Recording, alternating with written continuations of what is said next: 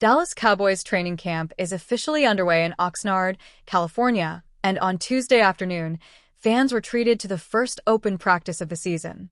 More importantly, the moment that Cowboys Nation has been waiting for finally came. Enter floating Dak.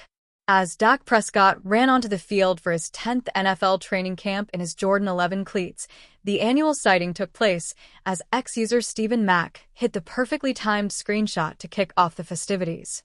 Beautiful. Now that we have the annual floating Dak sighting, we can confidently say that football is back, baby.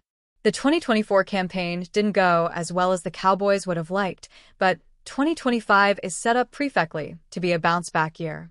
Not only is Prescott healthy, but the team has a renewed focus on bringing versatility to the offense. With a stronger running game and pre-snap motion, some of the pressure will be taken off of Prescott's shoulders. Oh, there was also a major splash move to land George Pickens from the Pittsburgh Steelers, giving the Cowboys one of the best 1-2 combos at receiver with Pickens and CeeDee Lamb. If everything falls into place, the Cowboys are in position to surprise a lot of people this year. Dallas Cowboys cornerback Trayvon Diggs responded to owner Jerry Jones' decision to dock his pay $500,000 this offseason for missing OTAs while he recovered from a torn ACL he suffered in 2024. Following Tuesday's practice at the River Ridge playing fields in Oxnard, California, Diggs admitted he was upset by Jones' position.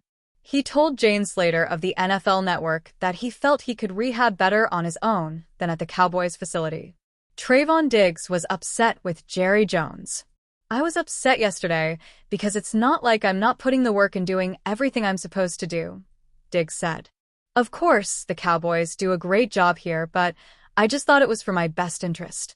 So, go somewhere else to rehab for my offseason. But it's unfortunate. At the end of the day, hopefully I'll make it back." My post-practice interview with Micah Parsons and Trayvon Diggs. How they felt about the owner's comments and whether they want to be in Dallas. The Dallas Cowboys punished Diggs for not showing up to OTAs. On Monday, Jones told reporters that he didn't feel Diggs earned the money. The outspoken owner questioned Diggs' leadership. "He didn't earn it," Jones said of Diggs during OTAs. "He didn't come. That's in his contract. Those are contractual things. You've got 10 to 12% of people making 2/3 of the money. It's incumbent on that group to lead." Diggs thinks his recovery plan worked. He told Slater that he's ahead of schedule in his rehab process and that he feels good with his injury progress. As Dallas Cowboys training camp opened up, it didn't take long for Jerry Jones to reach peak form. In fact, he did so in quite the hurry. When talking about Micah Parsons and the contract situation at hand, Jones essentially took an unwarranted dig at his star pass rusher. The Cowboys owner called out Parsons for being hurt last year, clearly something Parsons cannot control. NFL legend JJ Watt took to social media to fire right back at Jones after seeing the comments. "Anytime you can publicly take a dig at your star quarterback and your star pass rusher simultaneously, right before the season begins, you just gotta take it. Nothing makes guys want to fight for you more than hearing how upset you are that they got hurt while fighting for you," Watt wrote. JJ Watt is living proof of what Cowboys players are already thinking. If a recent, former player like Watt is responding with blatant sarcasm and displeasure, you had better believe the Cowboys locker room is right there with him. For full context, here is the entire quote from Jones if you missed it. "Just because we sign him doesn't mean we're going to have him. He was hurt 6 games last year, seriously? I remember signing a player for the highest paid at the position in the league, and he got knocked out 2/3 of the year," Dak Prescott. So, there's a lot of things you can think about when you're thinking about committing and guaranteeing money. For Cowboys fans who are really paying attention, you'll notice Jones got his facts mixed up.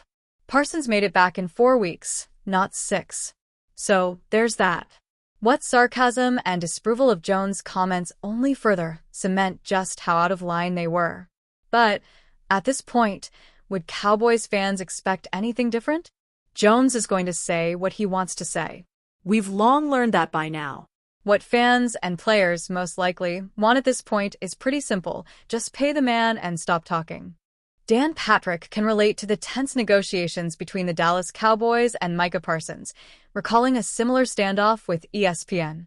During their training camp opening press conference Monday afternoon, Jerry Jones and the Cowboys took an interesting approach to addressing the ongoing contract talks with their best player. As Parsons enters the fifth and final year of his rookie contract in search of an extension, Jones went to the podium and called out his ankle sprain last season, while also noting their all-pro linebacker could still get hit by a car, even if they sign him to a new deal.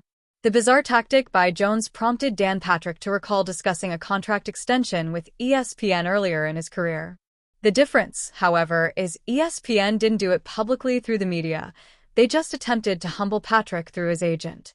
Micah Parsons is one of the top 10 players in the NFL as far as impact on the game, Patrick said during his Tuesday morning radio show. Now you can say, hey, he gets injured. That's what you say to the agent.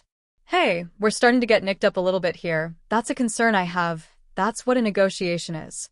I went through negotiations before. Now, I made them public because I thought they were humorous after the fact. When I had Mark Shapiro, who was my boss for years at ESPN, told my agent that I'm over the hill and I'll never get another job. And I thought, wow. And of course I re-signed a bad deal at ESPN, but that's on me. Because I'm like, maybe he's right? Maybe I'm old and I'll never get another job. He said it to my agent at least. He didn't say it publicly. Patrick said his wife shrewdly asked why ESPN and Shapiro would even bother offering him another contract if they truly believed the SportsCenter anchor was over the hill and unable to land another job. Unfortunately for Patrick, his wife isn't his agent, and Patrick had already signed that so-called bad deal. Despite the threat from Mark Shapiro and ESPN, Dan Patrick eventually dared to leave the worldwide leader. And in doing so, he became one of the most prominent personalities to prove leaving ESPN doesn't have to be a career death sentence. Patrick even defeated ESPN's attempt at a smear campaign on his way out. Similarly, as marketable as the Dallas Cowboys are, Parsons' career doesn't depend on America's team. And the Cowboys would certainly be unwise to let Parsons walk over the fact he could get hit by a car.